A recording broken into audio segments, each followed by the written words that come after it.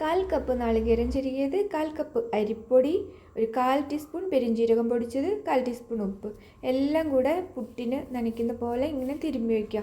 അതിലേക്ക് നമ്മൾ 1/4 കപ്പ് സവാള അരിഞ്ഞത്, 1 ടീസ്പൂൺ ഇഞ്ചി, 1 ടേബിൾ സ്പൂൺ പച്ചമുളക്, കുറച്ച് കറിവേപ്പില, പിന്നെ നമ്മുടെ മെയിൻ ഇൻഗ്രീഡിയൻറ്റ് ചേന, 2 കപ്പ് ചേന പുഴുങ്ങി പൊടിച്ചത് കേട്ടോ.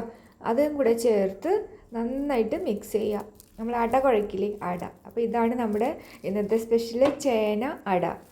ഇത് നന്നായിട്ട് കുഴച്ച് നമ്മൾ കുറച്ച് നേരം വെച്ചിട്ട് അതിൽ നിന്ന് ഉരുളകളെടുത്ത് ഏത് ഷേപ്പിൽ വേണമെങ്കിലും നമുക്ക് പരത്തി ചുട്ടെടുക്കാം കേട്ടോ.